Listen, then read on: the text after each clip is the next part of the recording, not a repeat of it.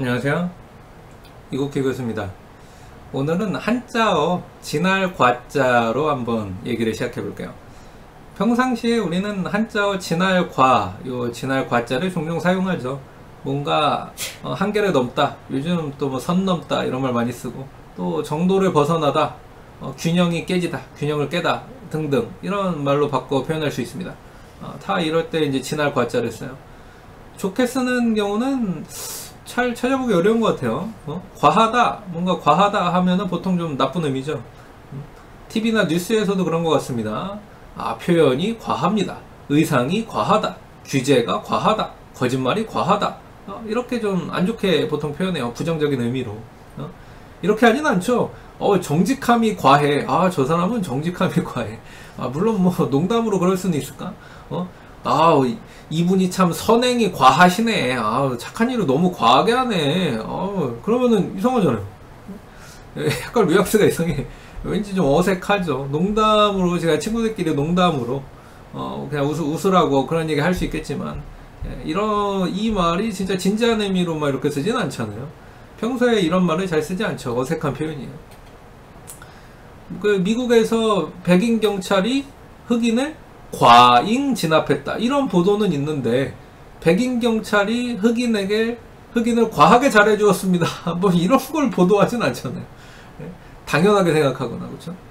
또 정신장애 이 목록, DSM-5 뭐 그 다음 시리즈들도 아마 이제 나올 것 같은데, 이런 목록, DSM 시리즈의 이 목록에도 보면은 이런 식의 있잖아요. 주의력 결핍 과잉 행동장애, 그렇죠? Attention Deficit Hyper, 그죠? 하이퍼가 이제 진할 과자죠. 한자로 말. Hyper Activity Disorder 이거잖아요. 쉽게 말하면 행동에 과하면은 장애라는 얘기죠, 그렇죠? 잘못이라는 얘기잖아요. 또 성격 특성 중에 이런 성격 특성도 있습니다. 뉴라티시즘, 그러니까 신경증 성향이에요. 이건 뭡니까? 작은 것에 되게 크게 반응하고 뭔가 예민하게 반응하고 늘 약간 불안해하고 스트레스가 높은 이런 성향을 말하죠.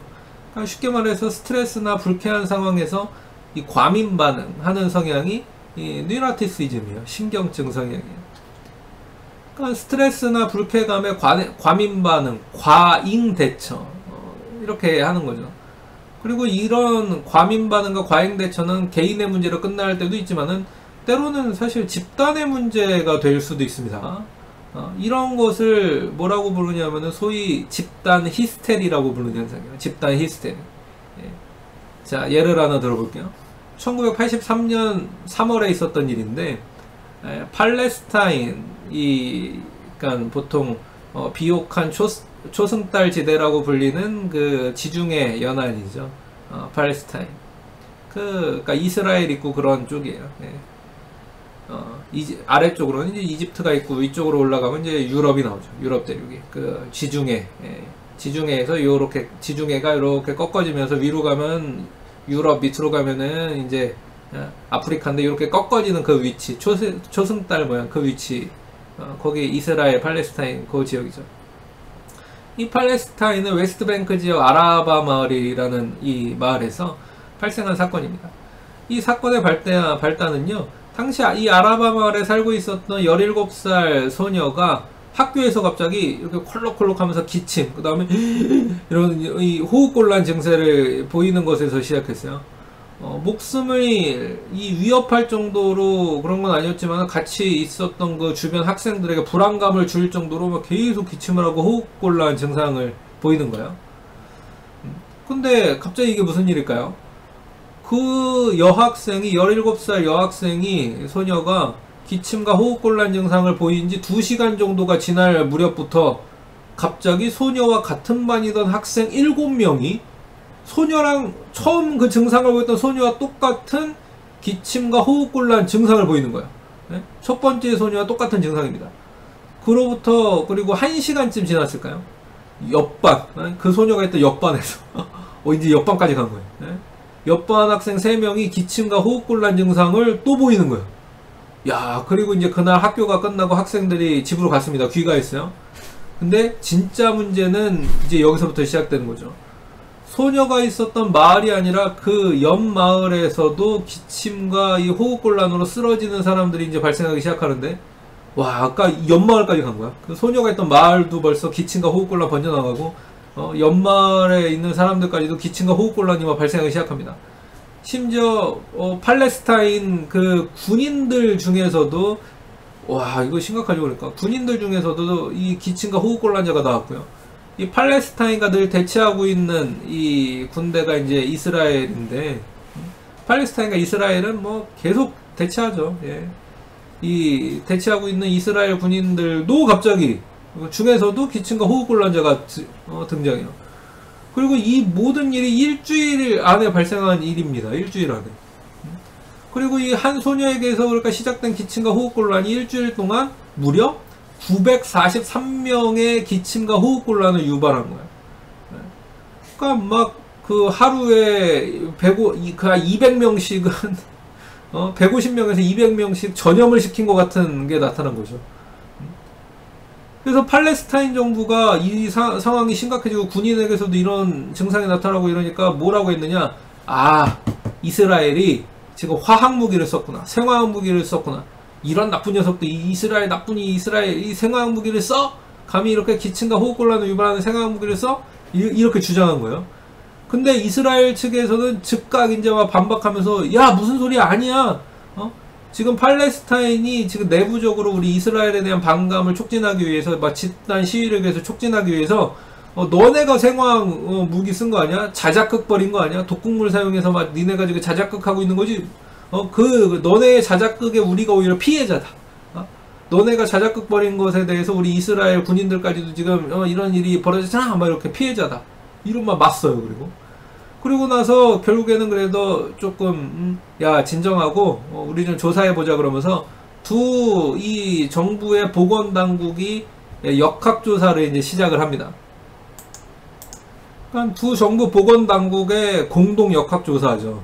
그 다음에 며칠 후에 결과가 나왔어요. 원인은 뭐였을까? 이 막 기침과 호흡곤란 증상, 일주일 안에 943명을 감염시킨 것 같은 이 일의 원인은 뭐였을까? 정말 팔레스타인이 독극물 생화학 테러 자작극을 벌인 걸까요? 아니면 정말 이스라엘이 이 독한 마음 품고 팔레스타인의 생화학 테러를 한 걸까요? No. No. 둘 다 아니었어. 이 두 정부 보건당국 공동 역학조사의 어떤 조사 당국, 이 보건당국의 표현을 그대로 쓰자면요, 이건요, 심신증, 이거였어요. 심신증. 뭐냐고요? 마음의 문제란 얘기예요, 마음의 문제. 그러니까 마음의 문제가 몸에 나타난 일시적인 증상이었다는 거죠. 여러분, 이 불교 경전 중에 화엄경에 나오는 핵심 사상이잖아요. 뭐예요? 일체유심조. 모든 것은 마음먹기에 달렸다. 이거 아니겠어요? 그러니까 이 일체유심조가 병으로 나타난 거예요, 병으로. 그리고 심리학자들은 이런 심신증, 일체유심조가 실제로 어떤, 정신적, 신체적인 증상으로 나타나는 병과 비슷한 증상을 보이는 이런 현상을 뭐라고 부르느냐? 이걸 바로 집단 히스테리라고 부릅니다. 그러니까 외부 환경 혹은 외부 자극, 독극물이 아니었잖아요. 생화학 테러가 아니었잖아요. 이런 외부 환경이나 외부 자극에 영향 없이 오직 인간의 내적인 정신작용으로 마음의 문제죠. 그러니까 마음의 문제로 신체적, 정신적 문제가 유발되는 현상을 말해요. 그러니까 근거리에 거주하는 사람 1000명이 기침과 호흡곤란 증상을 겪은 사건치고는 다소 좀 김 빠지는 결과라고 생각할 수 있는데, 그러나 이 안에 굉장히 심오한 우리 마음의 원리가 숨어있죠. 그리고 이 원리를 알기 위해서 우리는 이 질문을 해봐야 돼요. 과연 전 세계의 기침과 호흡곤란을 경험하는 소녀가 이 아라바 마을에 있던 그 소녀 하나였을까? 당연히 아니죠. 초, 중, 고등학교 때 저 같은 경우도 조회 시간에 저 운동장에 모여서 막 조회하고 아침 조회하고 그랬는데, 이 조회 시간마다 기침과 호흡곤란을 호소하며 머리 아파 막 이러면서 쓰러지는 학생들이 늘 있었는데 그게 무슨 말입니까? 이 아라바 마을에 있는 소녀의 이 학생 막 쓰러지는 거 아니에요? 기침과 호흡곤란 증상 보이고 막 빈혈 이러면서 쓰러지는 거 아닙니다. 근데요, 뭐가 좀 이상하지 않아요? 어라? 그럼 왜 우리 학교에서는 그렇게 조회 시간마다 쓰러지는 학생들이 보통 한두 명씩은 있었는데 이런 집단 히스테리가 왜 나타나지 않았을까? 그렇지. 이게 핵심이에요. 예? 이게 핵심입니다. 나타난 일을 보고 나타나지 않은 일도 같이 한번 살펴보는 거. 이게 우리 마음을 바라보는 정말 좋은 방법이죠. 이걸 밝혀내야 심리학인 거예요. 그러니까 뭐냐, 집단 히스테리는요, 그냥 누가 막 기침하고 막 이렇게 머리 아파 또는 막 기침, 호흡곤란 이러면서 쓰러진다고 일어나는 게 아니라는 거예요. 심신증, 일체 유심조로 인한 이런 집단 히스테리가 나타나기 위해서는 특정한 환경적 조건이 충족되어 있어야 합니다. 뭔가 특정한 상황이 벌어져야 돼요. 특정한 환경적 조건이 있어야 돼요. 과연 그러면 어떤 조건이 충족되어 있어야 될까요? 힌트를 얻기 위해서는요, 한 실험을 면밀하게 좀 살펴볼 필요가 있어요. 어떤 실험이냐? 닐 가레카 마리아 곤잘레즈 가르군, 그리고 이 학자들의 동료들이 한 연구인데, 스트레스가 인간의 정보 처리, 인간의 마음에 미치는 효과를 분석한 연구입니다. 자, 지금 집단 히스테리 연구 얘기하다가 갑자기 스트레스 얘기 나오니까는 약간 이상할 수 있는데 좀만 기다려봐요. 다 지금 그 얘기 하는 거예요. 연구자들은요, 실험 참가자들을 모은 다음에 이런 실험 참가자들의 그러니까 침을 수집했어요. 이렇게 좀 100개 한 거죠. 그리고 이 실험 참가자들의 피부 전도 수준, 이 피부 전도 수준이라는 게 있거든요. 그러니까 잘 모르겠으면 닭살 돋는 거 그거 생각하시면 돼요. 이것도 측정했고, 또 불안 측정 설문지를 통해서 이 실험 참가자들이 현재 느끼는 불안의 수준도 체크했습니다. 그리고 이 모든 거를 사전조사라고 불러요. 이런 걸 사전조사예요. 그리고 이런 사전조사는 본격적인 실험적 조작에 들어가기 전에, 어떤 조작이 있기 전에 상태를 파악하기 위해서 진행되는 걸 말합니다. 그래야 어떤 실험적 조작한 다음에 이 사전조사에 비해서 어떻게 달라졌는지 그걸 알 수 있기 때문이죠. 그리고 이런 거를 베이스라인이라고도 불러요. 기저선. 어떤 사람의 기초적인 상태. 그리고 어떤 실험적 조작을 가했을 때 이 베이스라인에서 어떻게 변화했는가. 그걸 보면 되는 거니까. 자, 그리고 이제 본격적인 실험적 조작이 수행이 됩니다. 연구진은요, 참가자들을 두 집단으로 나눴어요. 그리고 한 집단에게는 이렇게 지시를 합니다. 여러분은 잠시 후에 30여 명의 사람들 앞에서 지정된 주제에 대해 5분 동안 발표를 할 겁니다. 그 심지어 질의응답 시간도 있고요. 여러분 코멘트도 받을 거예요. 평가도 받을 거예요. 자, 그럼 지금부터 30분간 이따가 발표할 30분 후에 발표할 그 주제에 대해서 30분간 발표 주제에 대해서 에세이를 써보세요. 원고 같은 걸 좀 작성해보세요. 자, 여러분이 이 실험에 참여한 사람들이었다면은 이 말을 듣는 순간 어떤 마음이 됐겠어요? 아마 막 머리가 하얗게 변했을 수도 있어요. 얼굴이 막 하얗게 질리기도 했을 수 있습니다. 뭐야, 갑자기 이게 무슨 소리야? 야, 나는 이거 그냥 이렇게 쉬운 아르바이트나 좀 할 생각으로, 용돈이라도 좀 벌어볼 생각으로 이렇게 실험에 참여했는데, 30여 명의 사람들 앞에서 발표를 하라고? 질의응답도 있다고? 심지어 코멘트 시간, 평가도 받아야 된다고? 와, 이게 무슨 면접도 아니고, 야, 이거 진짜 이거 생각만 해도 엄청난 스트레스죠? 막 긴장이 고조되는 그런 상황입니다. 불안한 상황이에요. 자, 그리고 이제 옆 동네, 다른 집단으로 넘어가 보죠. 실험 집단을 두 집단으로 구분한 거예요. 한 집단이 이렇게 스트레스, 불안에 떨고 있을 때 옆방에 있던 사람들, 다른 집단은 고요했어요. 평화로웠어요. 물론 이 사람들도 어떤 주제에 대한 에세이를 30분간 쓰는 건 똑같이 했습니다. 근데 이 사람들은 이걸로 끝이었어요. 딱. 발표도 없어요. 질의응답도 없습니다. 평가도 없어요. 자, 이제 모두 알았죠? 앞에 제가 설명한 집단은요, 집단 스트레스 집단이에요. 그러니까 연구자들이 일부러 스트레스 상황, 불안한 상황에 실험 참가자들을 몰아 넣은 거죠. 그리고 사람이 제일 불안에 떠는 상황 중에 하나가 이 발표시키는 거거든요. 그리고 지금 설명한 이 후자의 집단은 일종의 컨트롤 그룹입니다. 통제 집단이에요. 그러니까 스트레스 받지 않는 상황을 연출한 거죠. 그리고 이제 30분이 지났어요. 두 집단은 30분 동안 똑같이 에세이, 원고 쓰는 건 마쳤겠죠. 자, 그리고 스트레스 집단은 말 그대로 지금 스트레스와 긴장, 불안이 되게 심해졌고요. 통제 집단은 그냥 뭐 평상시와 다르지 않았어요.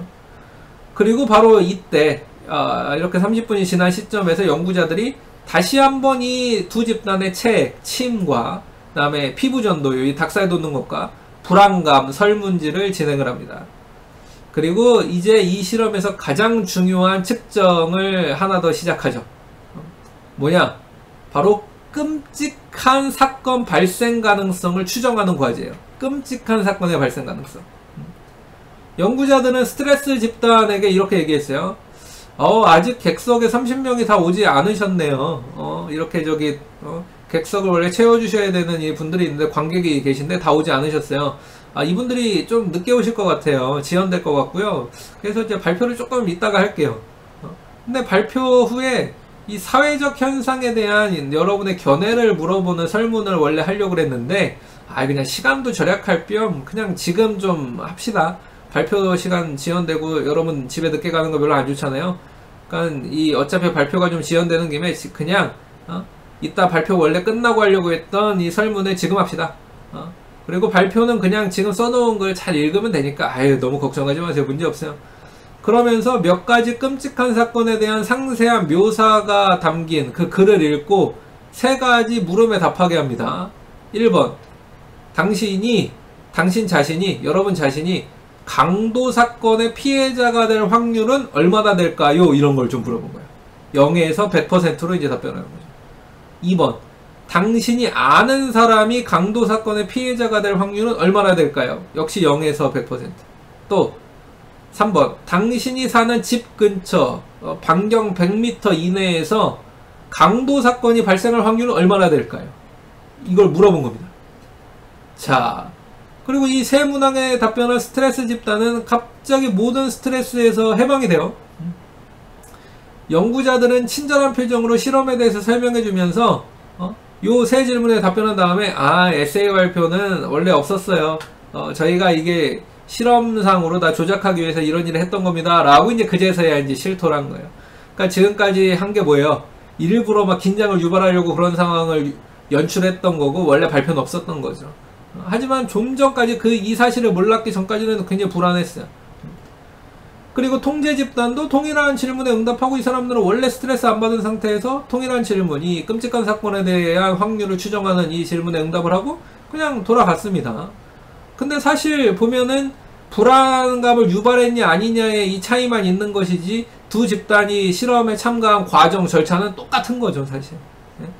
근데 과연 이래서 똑같은 절차에 참여를 했는데 이 두 집단 사이에 아까 말한 그 세 가지 끔찍한 사건에 일어날 확률을 추정하는 그 문항에서 이 스트레스 집단, 불안한 집단과 통제 집단 사이의 차이를 보였을까요? 절차는 똑같았잖아요. 스트레스를 줬냐 안 줬냐, 불안을 줬냐 안 줬냐, 이것만 다른 거잖아요.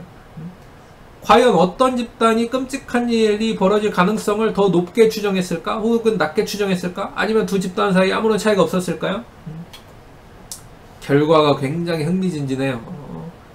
먼저 스트레스 집단을 알려드릴게요. 에세이 발표와 질의응답 평가가 있다는 듣는 순간 막 스트레스가 증가했고 이 불안이 증가한 집단. 그리고 여러분 이거를 그러면 어떻게 알지? 스트레스와 불안이 계속 높아졌다고 얘기하는 이걸 어떻게 알아? 그래서 여기 아까 그 책을 이렇게 어떻게 보면 수거한 그거에서 다 조사가 된 거예요. 이 침에서 사전조사의 이 침과 사후조사의 침을 비교해본 결과 사후조사를 했었던 그 침에서 불안에 떨게 했었던 그 다음에 채취한 그 침에서 코르티솔, 스트레스 호르몬이 코르티솔 수치가 급증한 걸 확인했거든요. 또 긴장과 불안이 증가했습니다. 이 설문지 조사 있었잖아요. 불안 설문지 조사. 거기서 사전 점수보다 사전 불안 점수보다 사후의 불안 점수가 더 높아졌어요. 그리고 이 긴장, 이건 닭살 돋는 거, 피부 전도 반응을 통해서도 알 수 있었는데, 사전에 측정한 이 피부 전도 반응보다 사후에 측정한 피부 전도 반응이 더 증가했습니다. 그리고 이 모든 수치에서 통제 집단은 실험 조작 전과 후에 차이가 없었어요. 근데 스트레스를 유발한 집단은 다 높아졌죠. 자, 여기서부터 이제 결과를 설명합니다. 이제 이 세 가지 질문에 대한 응답이에요. 첫 번째, 당신 자신이 미래의 어느 날 강도 사건의 피해자가 될 확률이 얼마나 될까요? 스트레스 집단은요, 이 수치를 30% 이상으로 평가합니다. 매우 높게 추정했어요. 근데 통제 집단은요, 이 수치를 거의 0에 가깝게 추정을 해요. 나는 그런 일을 경험하지 않는다는 거죠. 근데 스트레스 집단, 불안을 유발한 집단은 내가 이런 사건 경험할 수도 있을 것 같은데 30% 이상인데 이렇게 한 거예요. 그러니까 2번, 당신이 아는 사람이 뭐 가족일 수도 있고 친구일 수도 있는 거죠. 이웃 또는 이 아는 사람이 아무튼 지인이 미래 어느 날 강도 사건의 피해자가 될 확률은 얼마나 될까요? 이것도 스트레스 집단은 30% 이상으로 높게 추정합니다. 그러니까 최하로가 30%예요. 다 그 이상으로 50%, 60%, 70%, 90% 이렇게 찍은 사람도 있었던 거예요. 근데 통제 집단은요, 이 수치를 10% 미만으로 추정했습니다. 그리고 이제 3번, 당신이 사는 집 근처 반경 100m 이내에서 미래의 어느 날 강도 사건이 발생할 확률은 얼마나 될까요? 역시 스트레스 집단, 불안한 집단은 이 수치를 30% 이상으로 높게 추정합니다. 근데 통제 집단은 이 수치를 10% 미만으로 추정했어요. 이 연구의 시사점이 그러니까 분명하죠. 세 문장으로 정리할 수가 있는데, 첫째, 여러분 스트레스, 불안 이런 걸 심하게 느낀 사람들은요, 부정적 사건의 발생 가능성을 높게 추정합니다. 또 두 번째, 스트레스를 심하게 받은 사람들, 불안을 심하게 느낀 사람들은 부정적 사건에 더 민감하게 반응하고요, 자신이 그 불행의 주인공이 될 가능성도 더 높게 추정해요. 그리고 세 번째, 스트레스를 심하게 받는 사람들, 불안을 심하게 느낀 사람들은요, 부정적 신호를 주는 사람이나 부정적 신호를 주는 어떤 사건이나 현상에 대한 경계심이 높아지고요, 이에 대해서 과민 반응할 가능성이 높아진다는 얘기죠.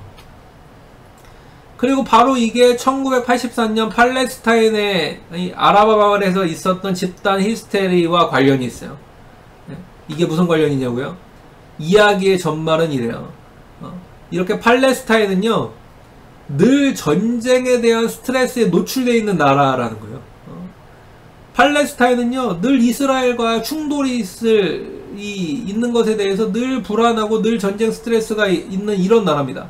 이스라엘과 늘 갈등 상태고 늘 일촉즉발의 상황이에요. 이 웨스트뱅크 지역이라고 불리는 이 아랍 마을 근처 학생들은요, 늘 미사일 통행금지, 막 이렇게 총소리, 무장한 군인들 이런 걸 일상적으로 접합니다. 그러니까 늘 긴장하죠. 늘 불안하죠. 늘 스트레스 받아요. 안심할 수가 없습니다. 근데 이렇게 불안하고 긴장했고 스트레스를 많이 받는 상황에서 어떤 여학생이 굉장히 심각해 보이게 막 기침과 호흡곤란 증상을 보인다? 스트레스에 노출되지 않은 나라 사람들, 이 불안하지 않고 긴장하지 않은 사람들은 별건 아니라고 넘어가겠죠. 그런데 이게요, 늘 스트레스와 불안에 노출되어 있는 이 나라에서는 문제가 돼요. 별것 아닌 문제가 이 나라에서는 별것이 됩니다. 사소한 문제가 크게 되는 거예요. 사소한 문제가 특별해집니다. 그래서 어떻게 될까요? 과민 반응하게 되는 거예요. 늘 긴장 상태, 불안 상태, 스트레스 상태에 있는 사람들의 특징이 이런 겁니다. 과민 반응하는 거죠. 마음에서 이미 이 기침과 호흡곤란에는 보이지 않는 공포가 숨어있다, 이렇게 과민 반응한 결론을 내려버립니다. 그리고 이런 결론을 내린 사람도 갑자기 속이 막 답답해져 오죠. 뭔가 목이 막히는 것 같아요. 그리고 자신도 모르게 뭔가 보이지 않는 공포에 벌써 노출되어 있다는, 보이지 않는 공포에 노출되어 있다는 느낌이 옵니다. 그러면서 나도 모르게 막 기침이 나오고 호흡곤란 증상이 오는 거예요. 그리고 이 과정에서 우리 뇌에 있는 거울세포, 미러 뉴런, 이 거울세포도 한몫합니다. 다른 사람의 뇌에서 일어난 일을 우리 내 자신의 뇌에 그대로 복제해 오는 기술이 이 거울세포거든요. 진화생물학자인 리처드 도킨스가 밈이라고 부르는 것, 이 밈이라고 부르는 것의 실체가 사실은 우리 뇌의 거울 뉴런이에요. 그리고 이렇게 만들어진 밈, 이거는 정말 급속도로 퍼져나가죠. 그러니까 어떤 사람의 머릿속에서 일어난 일이 다른 사람에게 그대로 전염돼서 나가니까 급속도로 퍼져나가는 거예요. 그리고 이게 좋은 쪽으로 퍼져나가면은 이런 거를 일종의 시대정신이자 리처드 도킨스가 말한 것처럼 문화라고 말할 수 있지만은, 이게 나쁘게 퍼져나가면은, 그쵸, 집단 히스테리가 되거나 심지어 광기가 되는 거예요. 광기. 자, 여러분은 어떤 상황에 처해 있는 분들인가요? 지금 우리나라는 어떤 상황에 처해 있으며 지금 전 세계는 어떤 상황에 처해 있나요? 그럼 이 상황에서 우리는 어떻게 해야 될까요? 네. 늘 스트레스 받고 예를 들면 불안한 상황에 처해 있는 사람들 어떻게 해야 될까? 그러니까 우리 각자가 이 질문을 해보고 답을 찾아봐야 되지 않을까 싶어요. 과민 반응하거나 이 과잉 대응하거나 그래서 집단 스트레스나 집단 히스테리나 광기가 되어서는 안 되잖아요. 시대 정신이나 문화가 되거나 누군가에게 선한 영향력을 끼치는 그런 건 참 좋은 건데 집단 히스테리나 광기가 되어서는 안 될 거잖아요. 자, 이런 부분에 대해서 우리 모두가 같이 한번 생각해 보면 좋겠습니다. 네, 이렇게 오늘 이 집단 히스테리에 대한 얘기, 그 원인의 상황, 불안한 상황, 스트레스 받는 상황, 그것에 늘 노출되어 있는, 긴장에 노출되어 있는 상황이 있다, 이런 얘기를 좀 해봤습니다. 다음 시간에 또 뵙겠습니다. 감사합니다.